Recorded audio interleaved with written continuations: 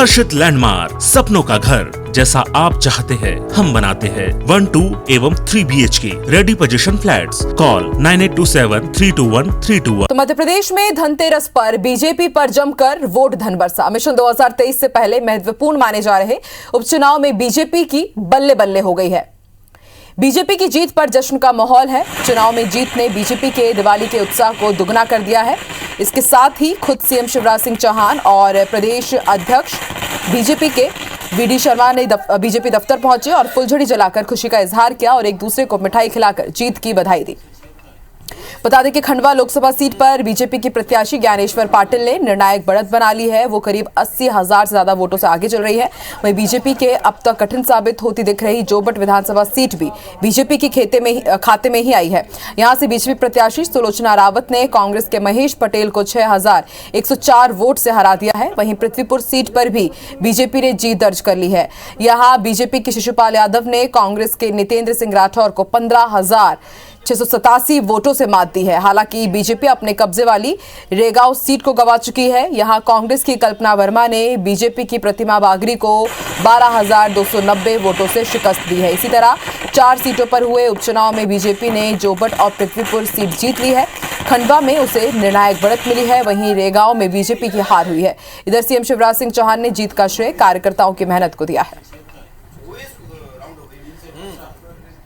उन्होंने कहा कि पीएम मोदी और प्रदेश की बीजेपी सरकार के कामकाज पर जनता ने भरोसा जताया है। उपचुनाव की जीत इसी का परिणाम है, जबकि कांग्रेस ने इसे सत्ता और बाहुबल से प्रभावित चुनाव बताया है।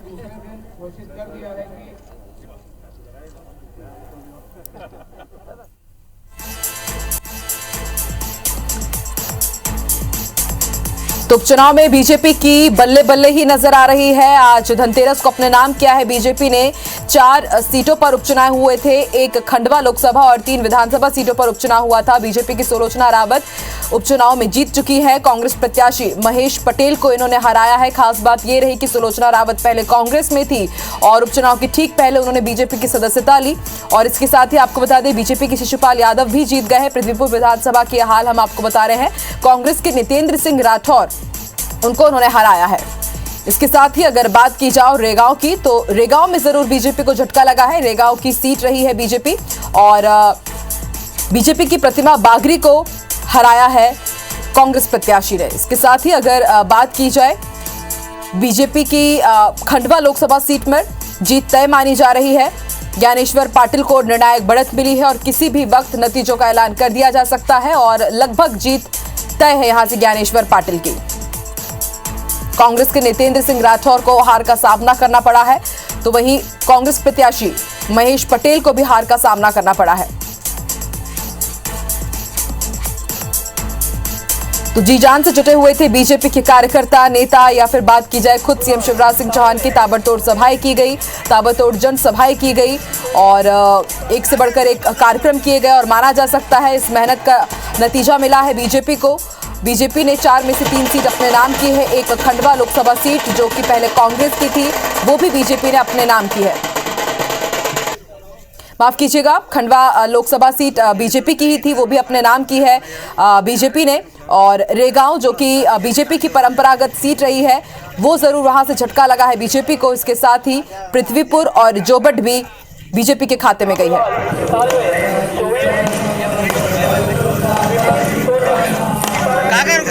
रुक जाओ, वीडियो बात।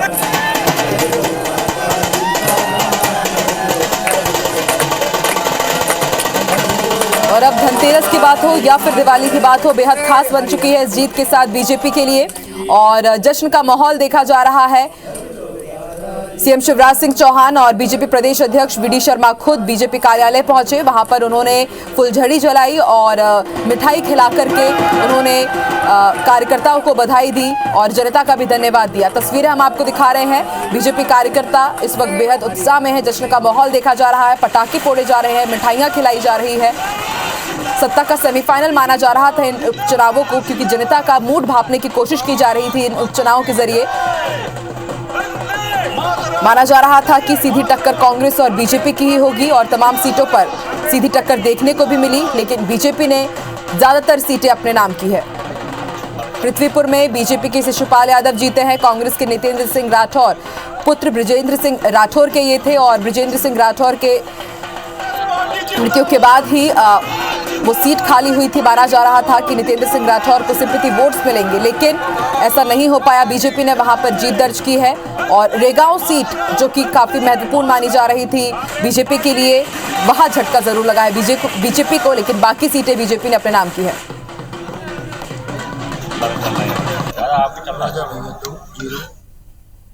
मैं हमारे प्रदेश अध्यक्ष विष्णुदत्त शर्मा जी को, सुहास जी को, संगठन की पूरी टीम को हृदय से बधाई देता हूं। कार्यकर्ता जिन्होंने पसीना बहाया है, मंत्री सहित, क्योंकि वो भी कार्यकर्ता है, उनको भी बधाई देता हूं। और हम विनम्रता के साथ ये विजय स्वीकार करके जनता की सेवा का जो हमारा संकल्प और उसको तेजी से आगे बढ़ाएंगे। जनता ने भारतीय जनता पार्टी पर विश्वास व्यक्त किया है और पृथ्वीपुर के अंदर जो एक दहशतगर्दी का जो माहौल था, क्या गुंडिज्म कांग्रेस का एक चरित्र बन गया था, उसका जवाब भी वहां की जनता ने बूथ बूथ पर हमारे कार्यकर्ताओं ने जो कॉन्फिडेंट होकर के इस चुनाव में दिया है, उसका परिणाम है कि ऐतिहासिक बहुमत के साथ पृथ्वीपुर भी जीत रहे हैं, जोबट भी जीत रहे हैं और लोकसभा भी ऐतिहासिक बहुमत से जीत रहे हैं। धन बल सब जितना हो सकता है, सत्ता बल, ये सब लगाया उनने। और एक जिसको अंग्रेजी मैंने कहा कि no left no stone unturned, वो किया मुख्यमंत्री जी, क्योंकि उनकी साख का सवाल था। क्योंकि दमोह के बाद अगर ये चुनाव में हो जाते तो निश्चित तौर पर पॉलिटिकल चेंजेस बहुत आते हैं। जो जनता का आशीर्वाद, जनता का सहयोग हमारे माननीय प्रधानमंत्री जी पर, हमारे माननीय मुख्यमंत्री जी पर जो विश्वास है, क्योंकि जनहितैषी काम हमारी भारतीय जनता पार्टी की सरकारों ने किए हैं और हमारे कार्यकर्ताओं की मेहनत की बदौलत जनता ने भरपूर आशीर्वाद दिया है। हमारी शिकायत थी कि आपने सुबह से ही अनाउंस करना था हर राउंड को। अभी हमने जब उन पर ये कहा कि आपको अनाउंस करना चाहिए तो अनाउंस करने की बात कर रहे हैं। कलेक्टर से भी आपकी बात हुई किस तरह से? अरे कलेक्टर से बात हुई, जब भी तो बोल रहा हूँ मैं। कलेक्टर को बोल क्या है, अभी जब हम यहाँ बंद बोलने लगे ताकत से, बोले मैं आपको बाहर कर दूंगा। हाँ, अभी निर्वाचन आयोग को शिकायत करें आपके।